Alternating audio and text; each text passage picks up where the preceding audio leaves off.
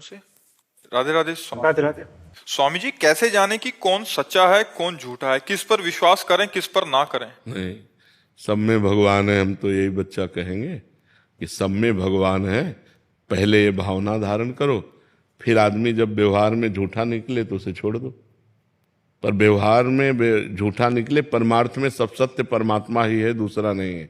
ये क्रूरा अपिपापिनो न च सताम संभाष्य दृश्याश्चये सर्वान वस्तुतया निरीक्ष परम स्वाराध्य बुद्धिर्मम। जो क्रूर है, पापी है, दुष्ट है, नीच है, उनमें में भी हमारे राधा वल्लभ लाल विराजमान है। पक्की बात है। बिजली तो वही है, चाहे हीटर में हो और चाहे फ्रिज में हो, चाहे कूलर में हो, चाहे पंखे में हो, चाहे हाइलोजन में हो, चाहे मशीन में हो, चाहे ट्रेन में हो। क्रियाएं अलग अलग हैं, करण के कारण क्रियाएं अलग अलग। वही बिजली ठंडा, वही बिजली गर्म, वही बिजली जीवन, वही बिजली मार दे, लेकिन बिजली तो एक ही है ना। ऐसे सब में परमात्मा रूपी बिजली तो एक ही है। हाँ, खोपड़ी के अनुसार क्रियाएं अलग अलग हो रही हैं, जैसे यंत्र के अनुसार क्रियाएं अलग हो रही हैं। हीटर में गर्मी पैदा कर रही बिजली और फ्रिज में ठंडा। तो बिजली तो वही है, बिजली न गर्म है न ठंडी है।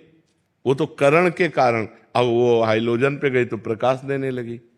ऐसे ही खोपड़ी राक्षसी है तो परमात्म शक्ति उसमें राक्षसी भाव प्रकट कर दी। अब वो राक्षसी, तो हमको क्या देखना? सत्य वस्तु। सत्य वस्तु क्या है? परमात्मा।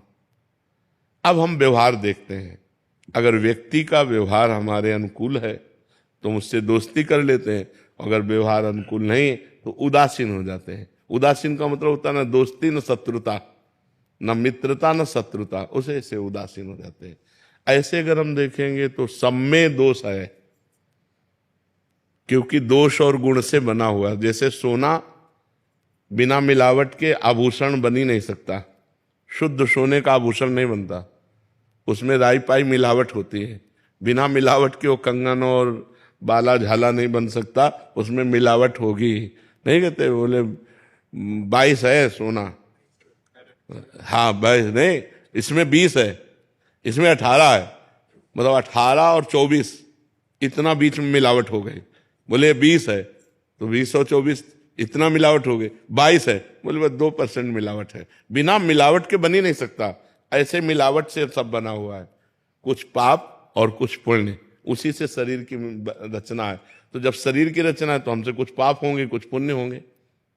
तो हम ये देख ले, जड़ चेतन गुण दोष में विश्व कीन करतार, संत हंस गुण गाहे पे परिहरिवार विकार। जैसे दूध पानी मिला के रख दो तो हंस केवल दूध पी लेगा, पानी छोड़ देगा। ऐसे ही किसी के दोष मत पकड़ो, गुण गुण लेते चले जाओ। तो कोई भी ऐसा नहीं संसार में जिसमें गुण ना हो। गुण और दोष दोनों मिश्रित है। भाई किसी में 90% गुण है तो 10% दोष है, किसी में 90% दोष है और 10% गुण है। ऐसी रचना है। तो हमें क्या, 100% तो केवल भगवान या भगवान को प्राप्त महापुरुष, प्योर 100% निर्दोष जो भगवान को प्राप्त हो गए हैं, या भगवान, नहीं तो मिलावट है भैया। कहीं ना कहीं दोष है और गुण है। और अगर हम ऐसे देखेंगे तो चराचर जगत में गुण दोष है, तो हम क्या करें? गुण गुण ग्रहण कर लें, दोषों का त्याग कर दें। सब में भगवान है, ऐसी भावना करें जी। कपिल जी अजमेर से। राधे राधे महाराज जी। महाराज जी, भगवान का आश्रय लेकर कार्य करते हैं तो भगवान का आश्रय में तन्मयता होने लगती है और कर्तव्य कर्मों में अरुचि सी होने लग जाती है, केवल श्री हरि में ही तन्मय होने की ललक रहती है। हाँ, अच्छी बात है, पर ऐसा नहीं है। अगर ऐसा होता तो चक्रवर्ती सम्राट अम्बरीश का राजकाज कैसे चलता?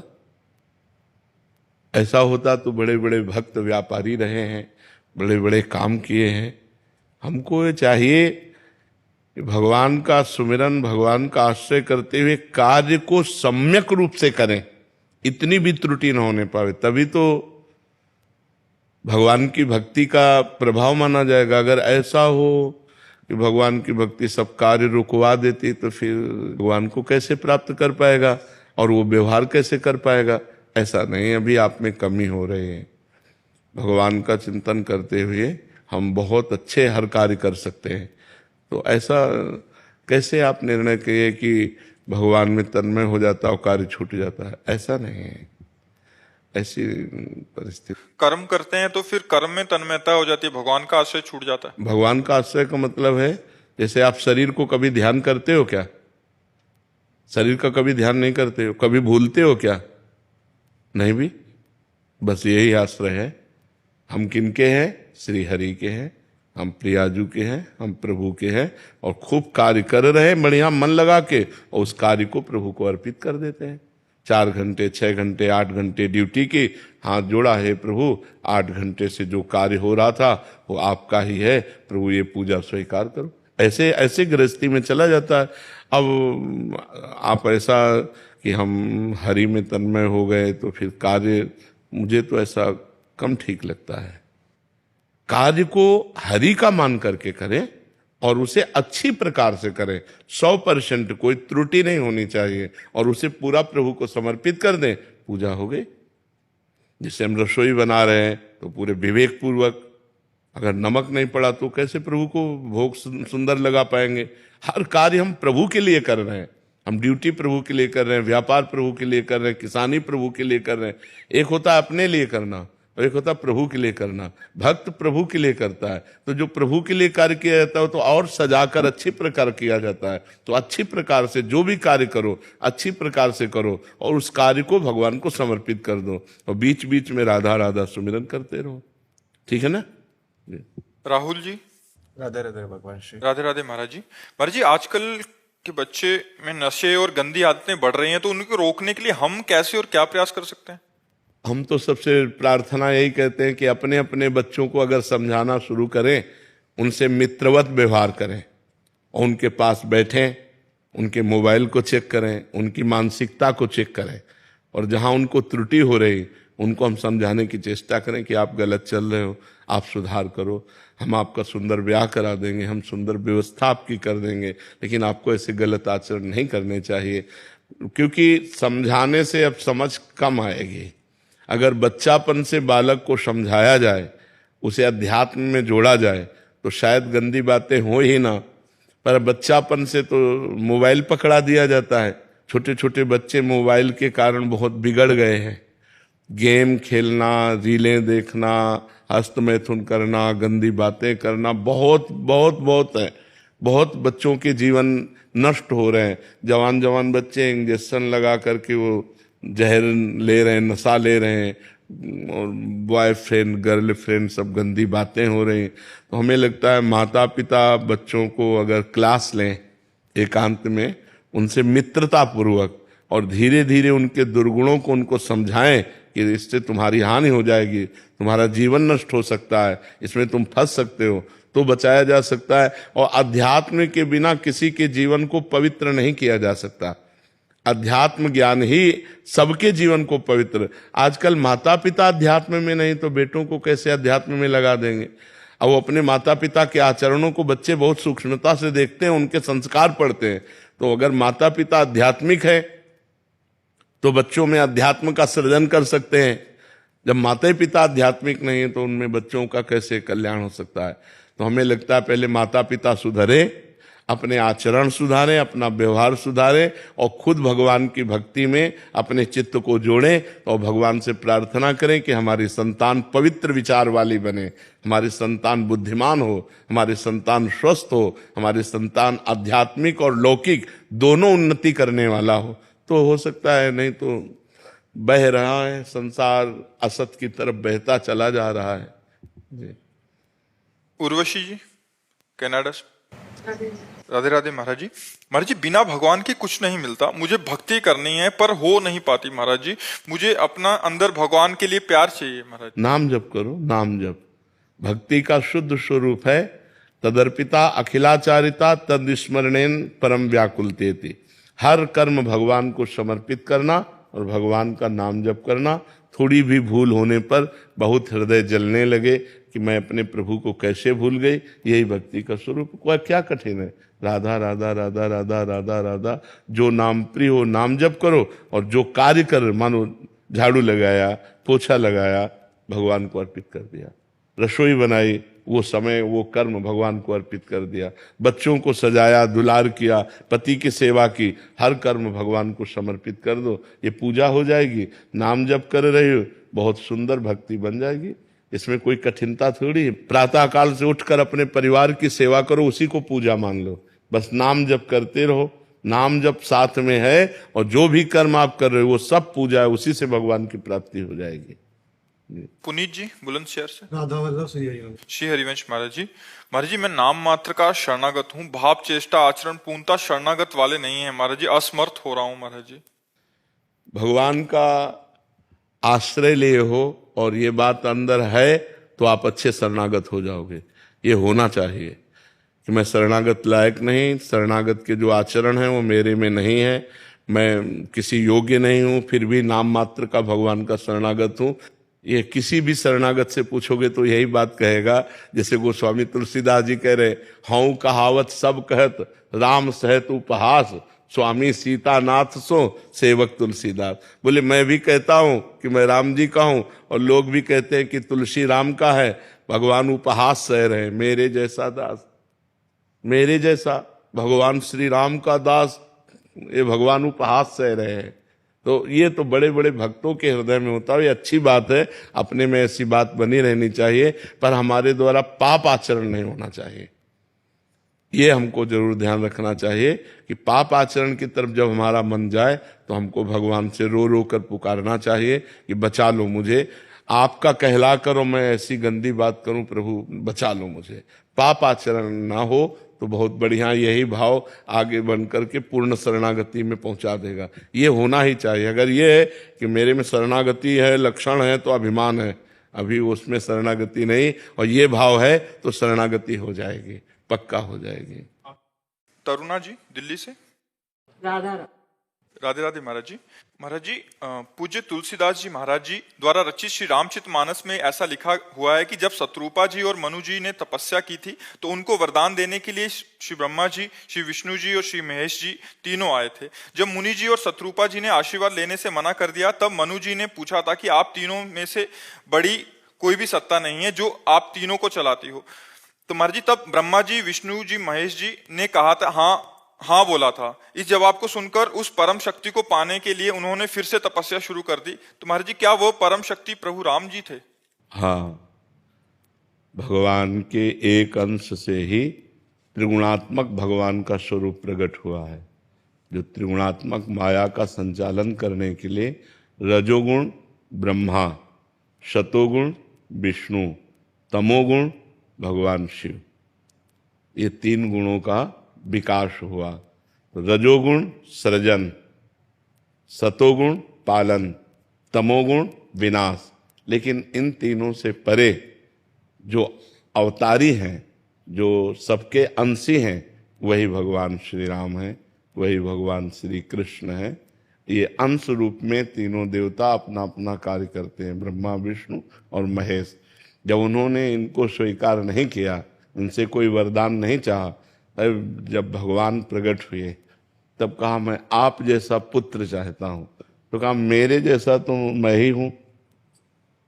भगवान ने उत्तर भी दिया कि मेरे जैसा तो सिर्फ मैं हूं, तो मैं ही तुम्हारा पुत्र बनकर प्रकट होऊंगा।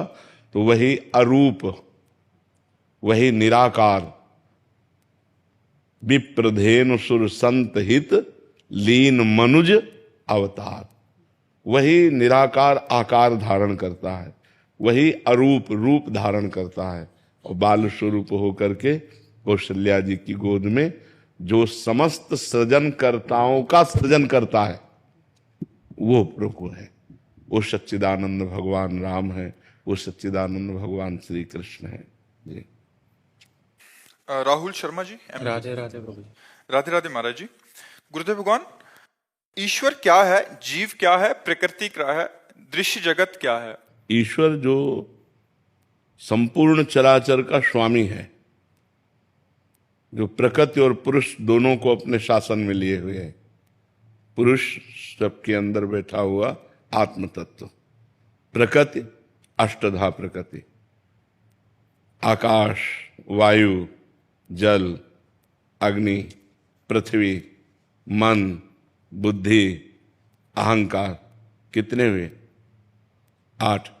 ये अष्टधा प्रकृति का जो संचालन करता है, जो पराप्रकृति जीव, इसका भी जो स्वामी है, अंशी है, भगवान ने कहा ना ममैवांशो, वो ईश्वर जो उत्पत्तिम च विनाशम च भूतानामा गतिम गतिम वेति विद्याम अविद्याम च षष्टारो ईश्वर इति, जो उत्पत्ति करता है, जो विनाश करता है, जो गति और अगति का निर्णय करता है, जो विद्या और अविद्या की सृष्टि की, वो ईश्वर है जो सबका मालिक है, वो एक है। अब दूसरा जीव क्या है? उसी ईश्वर का एक अंश है। उसी ईश्वर ने जब एको हम बहुत श्यामा, मैं एक बहुत हो जाऊं इच्छा की, तो वो चराचर जगत रूप में जड़ चेतन के रूप में वो प्रकाशित हो गया।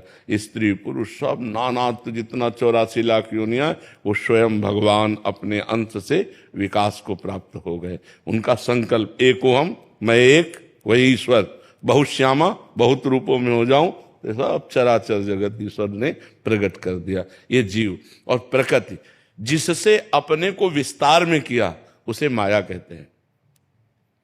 अपने को विस्तारित करना, वो भगवान की जो इच्छा शक्ति है, उसे माया कहते हैं। भगवान जो ईश्वर है, उत्पत्ति विनाश गति अगति विद्या अविद्या सबका स्वामी है, और प्रकृति और पुरुष दोनों का शासन करता है। और जो जीव, वो उस ईश्वर का अंश है। माया प्रकृति जो जिसके द्वारा ये विस्तार होकर के ये सब क्रियाएं हो रही हैं, सतोगुण रजोगुण तमोगुण, 3 गुणों से कहीं अच्छी क्रिया, कहीं बुरी क्रिया, कहीं मंदी क्रिया, ये सब क्रियाएं हो रही, ये माया भगवान की। तो ईश्वर, जीव और प्रकृति, प्रकृति को ही माया कहते हैं। समझ पाए आप? अभिषेक दीक्षित जी। राधा वल्लभ श्री हरिवंश। श्री हरिवंश महाराज जी।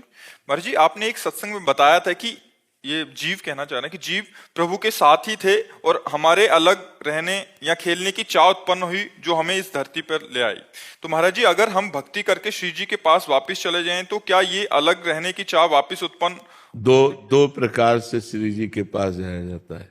एक होता है जैसे तरंग समुद्र में लीन हो गई, अब अस्तित्व ही नहीं रहा, ढूंढ नहीं सकते उस तरंग को, वो समुद्र रूप हो गई।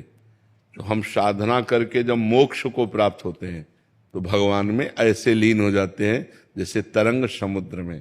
और एक होती है भाव देह, जो स्थूल देह, सूक्ष्म देह, कारण देह, इन तीनों से परे है।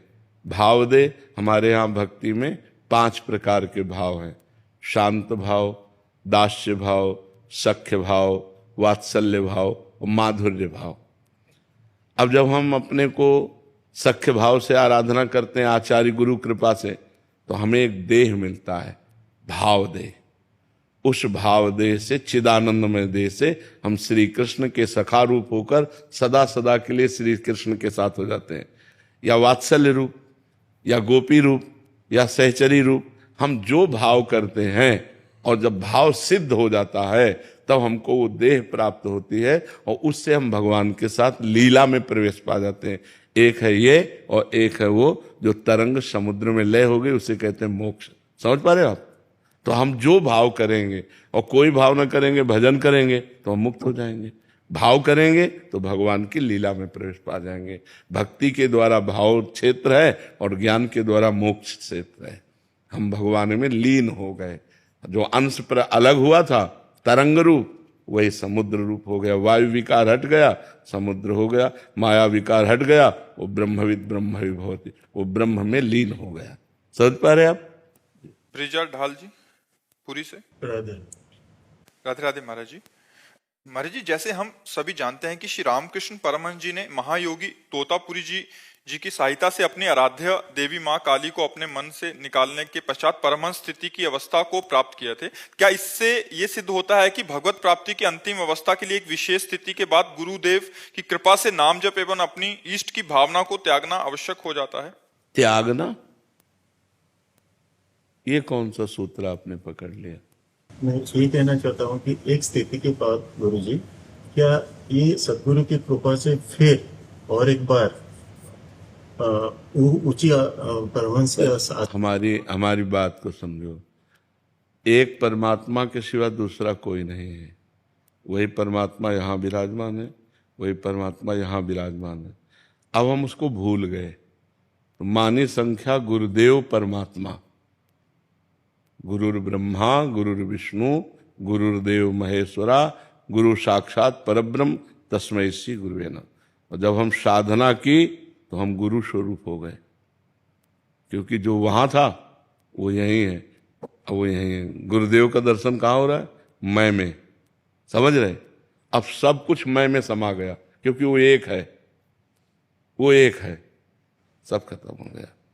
वो स्वयं ब्रह्म स्वरूप स्थित है, क्योंकि वो स्वयं था।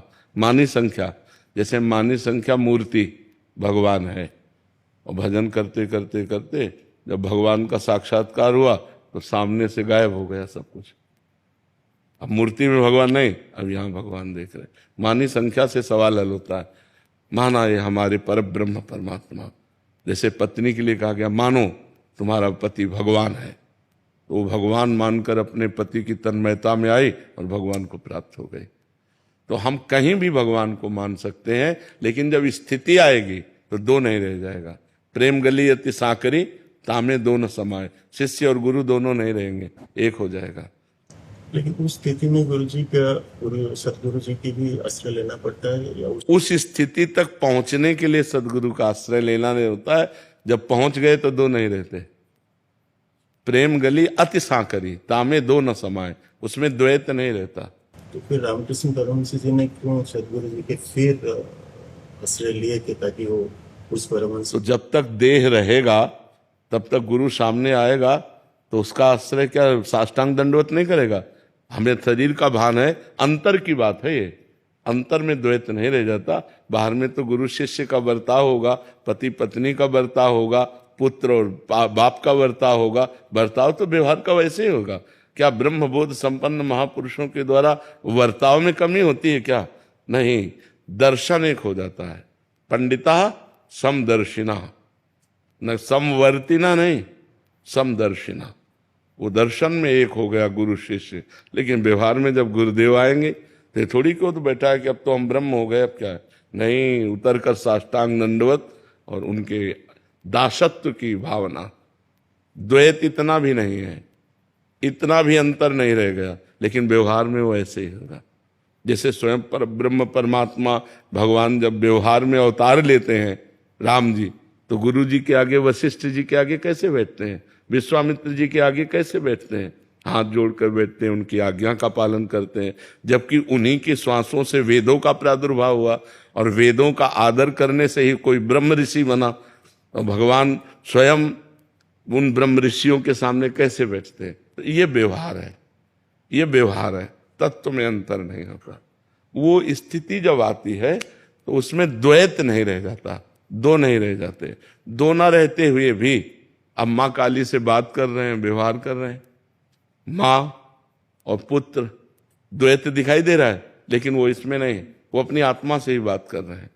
माँ काली स्वयं उनकी आत्मा है, द्वैत है ही नहीं, दो है ही नहीं। पर जब तक उस स्थिति को हम पहुंचेंगे नहीं, तब तक तर्क के द्वारा इसको हम नहीं समझ सकते। वो स्थिति के द्वारा समझा जाता है। तर्क के द्वारा हम कैसे समझ सकते हैं कि जब माँ है और वो बेटा भाव से बात कर रहे तो द्वैत तो है ही है? नहीं, माँ और बेटे का बर्ताव होते हुए भी द्वैत नहीं है, वो अद्वैत स्थिति ही होती है। अब उस स्थिति को जान जाओ तो तुम ब्रह्मबोध संपन्न महापुरुष हो गए कि नहीं हो गए? विद्यार्थी कभी टीचर की स्थिति को जान सकता है क्या? वो टीचर की योग्यता प्राप्त करे तब जान पाएगा कि हमारा टीचर कितना ग्रेजुएट है। विद्यार्थी तो अपने विषय को देखे कि हम कहाँ पढ़ रहे हैं, हमको कहाँ पहुंचना है, वो रास्ता तय करे तो ज्यादा अच्छा रहेगा। जी सीमा जी गुरुग्राम से। श्री हरिवंश महाराज जी। महाराज जी, देह भाव मतलब मैं स्त्री हूं या मैं पुरुष हूं को खत्म करने का उत्तम तरीका क्या है? भगवान का नाम जप करते हुए, शास्त्रों का स्वाध्याय करते हुए गुरुजनों की शरण में हो जाए। जब तक गुरुजनों की शरण में नहीं होगा तब तक देहाभिमान नष्ट नहीं होता। तिनकी संगति रहत जाति कुल मद समनन सई, संतत सेवक सदा भजत जे श्री हरिवंश। भगवत प्रेमी महात्माओं को गुरु स्वरूप बनाकर उनकी आज्ञा के अनुसार साधना की जाए, और साधना का अहंकार न हो ये कि गुरुदेव की कृपा से साधना हो रही। वो साधना जिस समय हमारे मन को निर्मल कर देगी, तो जैसे साफ शीशा में अपना प्रतिबिंब दिखाई देने लगता है, ऐसे ही स्वच्छ अंतःकरण में शुद्ध ज्ञान का जागरण होता है। और जब ज्ञान जागृत होगा तो अज्ञान नष्ट हो जाएगा। मैं देह हूं, ये भाव नष्ट हो जाएगा। भाव नष्ट होने पर भी देह का व्यवहार वैसे ही होगा जैसे एक अज्ञानी पुरुष से होता है कि मेरी माँ, मेरा पिता, मेरा भाई, मेरा परिवार, ऐसे ही, लेकिन उसका राग कहीं नहीं। व्यवहार सम्यक रूप से वैसा करता हुआ भी, आप देखो जनक जी महाराज परम ज्ञानी महापुरुष हैं, लेकिन उनका व्यवहार कैसा हो रहा है? वैसे हो रहा है। जहां राजा की तरीके तो राजा के तरीके, पिता का तरीका तो पिता की तरह, जहां जैसा जरूरत है वैसा व्यवहार कर रहे हैं। और ज्ञानी वह इतने हैं कि श्री सुखदेव जी के गुरु हैं। श्री सुखदेव जी के गुरु हैं जनक, योगीराज विदेहराज जनक। तो ज्ञान जब हो जाता है तब देह से विदेह होता है, और वो ज्ञान होता है गुरु कृपा से। और गुरु कृपा होती है साधना। जो गुरुदेव हमें साधना बता दें उसके अनुसार हम नियम पूर्वक चले, पापाचरण का त्याग करके, तो हमारा हृदय पवित्र होगा। पवित्र हृदय में ज्ञान प्रकट होता है, और ज्ञान जब अज्ञान का नाश कर देता है तो देह भाव नष्ट हो जाता है। प्रेरणा सिंह जी। राधे राधे। राधे राधे महाराज जी। महाराज जी, आप कह रहे हैं कि आप एक प्रशासनिक अधिकारी हैं, कह रहे हैं कि एक अच्छे कुशल प्रशासनिक अधिकारी और एक माँ, दोनों में सामंजस्य कैसे बिठाएं और कैसे सफल हों इस उसमें? जब आप अपने पद पे हैं तो उस समय मां नहीं है, किसका प्रश्न है? हाँ, जब आप अपने पद पे हैं तो उस समय मां नहीं है। अगर उस समय आपका पुत्र भी दोषी है तो आपका निर्णय ठीक ऐसे करना है जैसे दोषी के साथ करना है। जब आप अपने घर में हैं तो फिर अधिकारी नहीं है, उस समय आप मां हैं। दोनों को देखना है। और पद का निर्णय करने के लिए प्रलोभन और भय, हम सबको ये शिक्षा देते हैं, चाहे किसी भी डिपार्टमेंट में हो। अगर प्रलोभन और भय इन दो को त्याग करके अपने पद का पालन करे तो भगवान की बहुत सुंदर पूजा बन जाएगी। प्रलोभन रुपए का घूस आदि लेना, भय किसी बड़े अधिकारी या बड़े नेता का दबाव होकर के निर्दोष को दंड दे देना, दोषी को मुक्त कर देना, ये हमारी बहुत बड़ी हानि हो जाएगी। ना किसी का दबाव और ना कोई प्रलोभन, पद रहे या ना रहे। अगर हम पद में हैं तो हम ठीक निर्णय करेंगे, नहीं भले इस्तीफा दे के हमें घर बैठना पड़े, हम पाप कर्म नहीं करेंगे, हम घूस का धन नहीं लेंगे, हम अपराधी को मुक्त नहीं होने देंगे और निरपराध को दंड नहीं देंगे। अगर अपराधी है तो हम पुत्र को भी दंड देने के लिए तैयार हैं। अगर निरपराध है तो चाहे वो शत्रु हो, उसे हम सम्मान पूर्वक मुक्त कर देंगे। ये पद का प्रयोग, जब आप पद में बैठे हो और जब घर में हैं तो एक माँ है, फिर आपको पूरा लाड़ प्यार अपने बच्चे को देना चाहिए। जी। चंद्रिका शर्मा जी, द्वारिका से। राधे राधे महाराज जी। महाराज जी, किसी भी मुश्किल परिस्थिति में विपरीत विचार आते हैं, अच्छे विचार चाहते हुए भी नहीं आते महाराज जी। क्योंकि भजन नहीं है भाई, हमारे अंदर वो वस्तु नहीं है जो हमें पॉजिटिव ला दे। अगर पॉजिटिव आ गया तो फिर विपत्ति किस बात की? हर विपत्ति में पॉजिटिव विचार आ जाना ये भगवान की कृपा से होता है। हर विपत्ति हमारे मंगल के लिए आती है, हमारे अमंगल का नाश करने वाली होती है। तो हमें चाहिए कि नाम जप करें, भगवान की लीला कथा सुने, भक्तों के चरित्र सुने, जिससे हमारा हृदय पवित्र हो, हमारे अंदर नाम रूपी खजाना एकत्रित हो, तो हमारे पॉजिटिव विचार हो जाए। अभी जो हम आपको अपनी बात बता रहे, ये पॉजिटिव विचार की तो है। पॉजिटिव विचार के कारण हम थमे हुए हैं। जैसे एकदम बाढ़ आ जाए और उसका तट उसको रोके हुए हो, तो ऐसे बाढ़ आ गई है कष्ट की, पर विचार रूपी तट रोके हुए। बड़ी कृपा है, लाडली जी की अपार कृपा है। बस हर बार यह बड़ी कृपा है, बड़ी कृपा है। कष्ट के समय भी राधा राधा राधा, तो कष्ट समझ में ही नहीं आता। अब भगवान से जुड़े नहीं, नाम जब कर नहीं रहे, अध्यात्म का ज्ञान है नहीं, तब तो माया पीस ही देगी, फिर तो पीस देगी। देखो ना क्या क्या हाल हो रहे हैं। एक एक इंच जमीन के लिए भाई भाई का खून कर रहा है, अपनी वासना के लिए पत्नी पति का खून कर रही, पति पत्नी का खून कर। ये क्या हो रहा है? ये क्या हो रहा है? ज्ञान नहीं है, अध्यात्म विहीन है, राक्षसी भाव जागृत हो रहा है और वो नष्ट होते चले जा रहे। हमारे समाज में ये जो जितनी गंदी बातें हो रही हैं, क्राइम हो रहे हैं, उनका कारण अज्ञान ही तो है।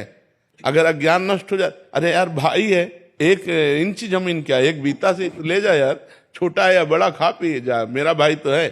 और जब मुझे पति मिल गया मेरे कर्मों के अनुसार, तो मुझे दूसरे पुरुष की तरफ झांकने की जरूरत क्या है।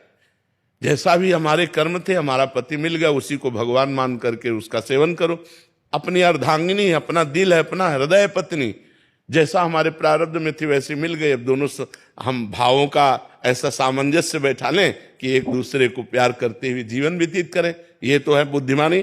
तो इसलिए बहुत अध्यात्म की जरूरत है हमें कंट्रोल करने के लिए। जैसे हम जीने के लिए श्वास की जरूरत है, प्राणों के पोषण के लिए अन्न की जरूरत है, ऐसे हमें जिंदगी सही बिताने के लिए ज्ञान की जरूरत है।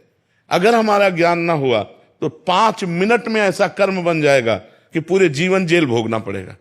तो हमें अपने जीवन जीने के लिए ज्ञान की जरूरत है, जो हम अपने इंद्रियों पर कंट्रोल कर सकें, अपने मन पर कंट्रोल कर सकें और हम पॉजिटिव विचार वाले बने। वो नाम जप और सत्संग, सत्संग के द्वारा ज्ञान प्राप्त करो और सही आचरण करो तो जीवन आनंदमय हो जाएगा। नहीं तो जरा सी गुस्सा की, एक को मार दिया, वो तो मर गया, तुम पूरे आजीवन जेल या फांसी की सजा। कितना मतलब सोचो, हमारी छोटी छोटी गलतियों हमारे समाज का होगा क्या। जब ज्ञान नहीं होगा तो राक्षसी भाव होगा, पशुता होगा, हिंसा होगा। ये बहुत, अब देखो हमारे चींटी काटे तो कैसा लगता है ना कि हमारे काट रहे।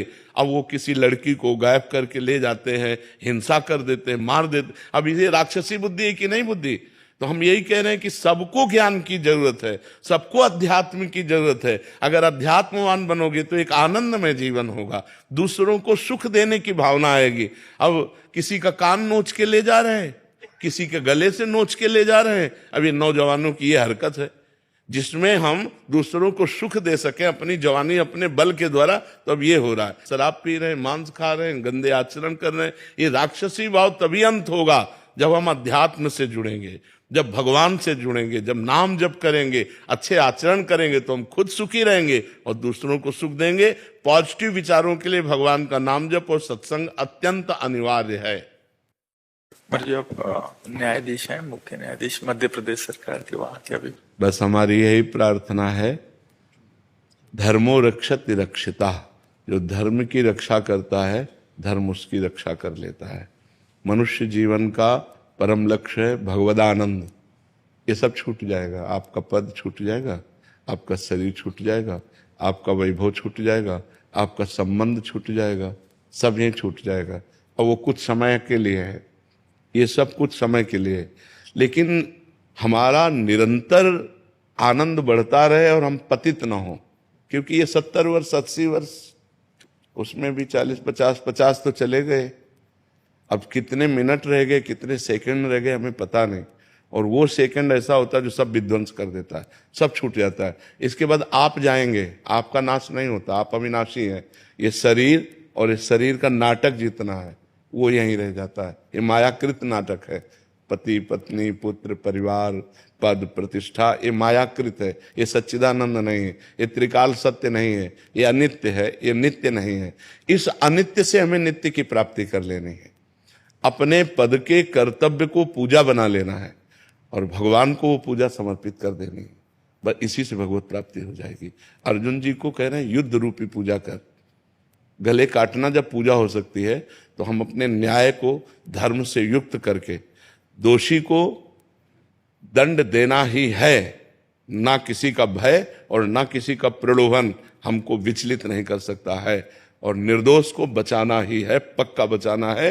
कोई भय या कोई प्रलोभन मुझे हमारे न्याय से विचलित नहीं कर सकता। ये निष्ठा आपके अंदर बनी रहे और भगवान का नाम स्मरण, तो ये अनित्य क्रिया से नित्य सच्चिदानंद की प्रसन्नता प्राप्त हो गई। यही जीवन का परम लक्ष्य है। अपने अपने कर्तव्य कर्म के द्वारा यदि हम धर्म पूर्वक पूजा करें तो हमारा पूरा देश सुखी हो जाए। आज जहां हम अपने कर्तव्य से चित होकर भय या प्रलोभन के वशीभूत हो जाते हैं, वहीं हमारी हानि हो जाती है, वहीं हमें अशांति प्राप्त होती है, वहीं हमारे द्वारा ऐसे कृत्य हो जाते हैं जिससे हमारे समाज को पीड़ा पहुंचती है। ये समाज सब भगवत स्वरूप है। हमें अपने अपने अधिकार के अनुसार सेवा करने के लिए भगवान ने ये पद दिए हैं। तो बहुत निर्भय होकर और निर्लोभी बन करके अपने पद का पालन करो, यही भगवान की पूजा हो जाएगी। इसी से भगवान प्रसन्न हो जाएंगे, और भगवान प्रसन्न हो गए तो सर्वमंगल। क्योंकि हम मनुष्य ही बनेंगे ऐसी गारंटी नहीं है। 83,99,999 योनियां और हैं।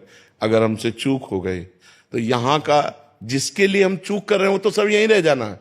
ये ऐसा देश है, बहुत भयावह देश है, मृत्यु लोक बहुत भयावह देश है। अब हम जितने जिन जिन से प्यार कर रहे हैं सब छूट जाएंगे। जो जो हमने मेहनत करके कमाया वो सब छूट जाएगा। जितना शरीर को प्यार किया, राग किया, वो भी छूट जाएगा। यह है क्या? किसी व्यक्ति को ऐसे देश भेजा जाए कि तुम खूब कमाओ, सब व्यवस्था करो, लेकिन जब वहां से निकाले जाओगे तो निर्वस्त्र करके निकाले जाओगे, तो कैसा भयावह देश है।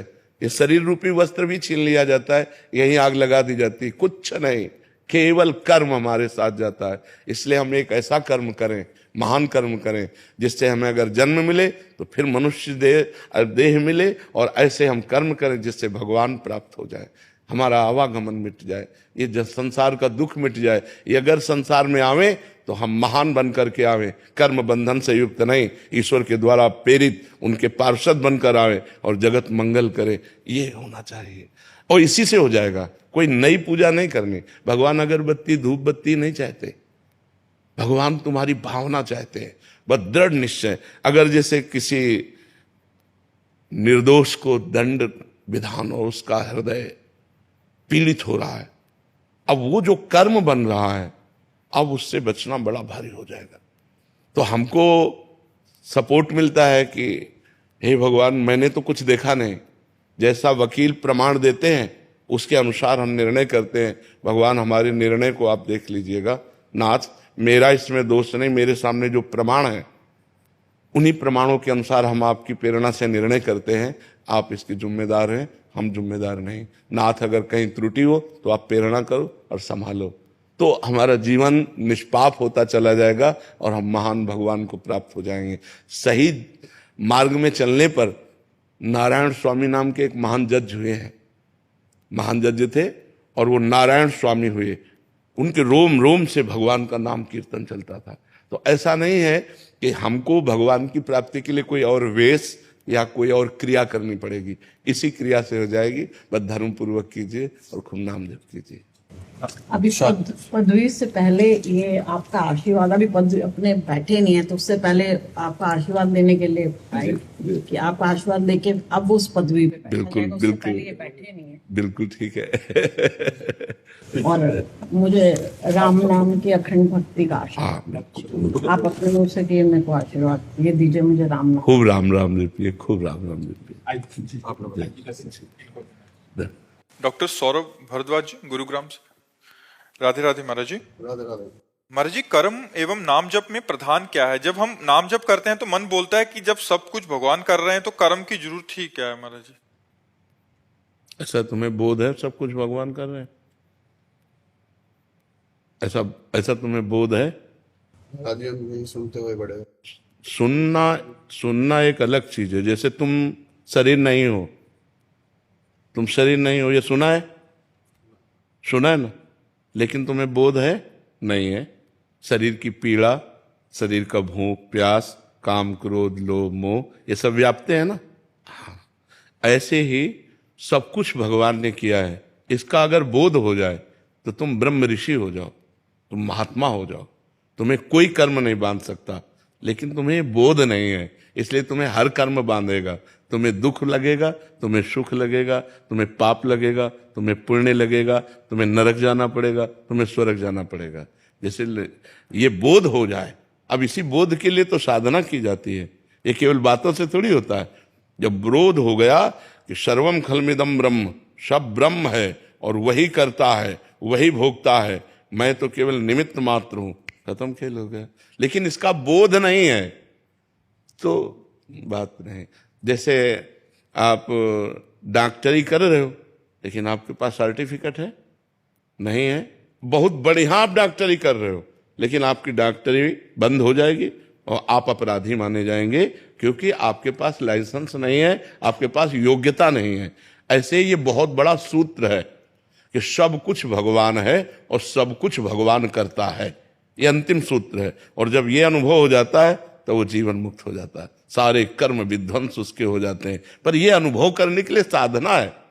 बिना साधना के ऐसे सुन के तो बहुत बातें हैं, सुन के बातों से, हलवा की हमने प्रक्रिया सुन ली तो हमारे क्या शरीर में पुष्टता आ जाएगी क्या? उसके लिए हमें हलवा बनाना पड़ेगा और हलवा खाना पड़ेगा और खा के पचाना पड़ेगा, तब हमारा शरीर स्वस्थ होगा। ऐसे ये ब्रह्म सूत्र है, सब कुछ करता धरता हरता एकमात्र भगवान है, भगवान के सिवा कुछ नहीं। अब इसका अनुभव तो करे, तो अनुभव करने के लिए साधना है। अब साधना है नहीं तो इसलिए फिर अपने योग्यता के अनुसार चलो। करता तुम हो तो पाप कर्म तुमसे न बनने पावे, भोगता तुम हो तो पाप आचरण को भोग मत भोगो।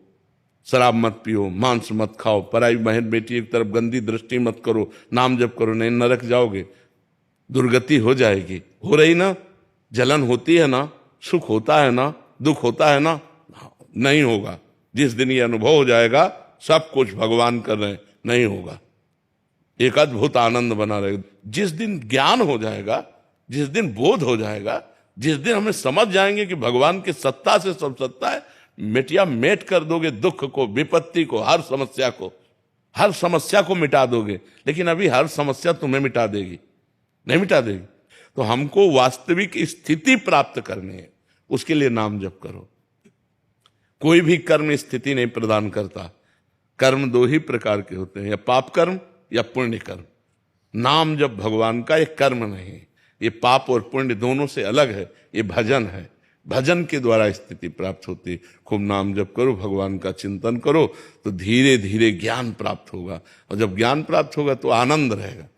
ये किडनी का दुख, ये नाना प्रकार के क्लेश, ये परेशानियां हमको व्यापती नहीं है, क्योंकि श्री जी के चरणों में जब अपनापन, प्रभु का नाम, प्रभु का आश्रय, तो ये बातों से केवल नहीं है, प्रमाण। दर्द में भी हमें आनंद रहता है, हम आनंदित रहते हैं, क्यों? प्रभु से चित्त जोड़ने में। तो जब ये बात समझ में आ जाए कि सब कुछ प्रभु कर रहे हैं, फिर आनंद आ जाएगा, फिर दुख क्या हो जाएगा। महाराज जी, हमारे पिताजी की भी किडनी फेल थी और वो भी डायलिसिस कराते थे। 8 साल हमने उनकी सेवा करी। थे चले गए क्या? हाँ। तो मन में एक ग्लानि हमेशा रहती है कि जब वो बीमार थे तो लोग बोलते थे कि ये भुगत रहे हैं। तो अपने पूर्व जन्म के कर्मों का भोग तो भोगना ही पड़ता है भाई।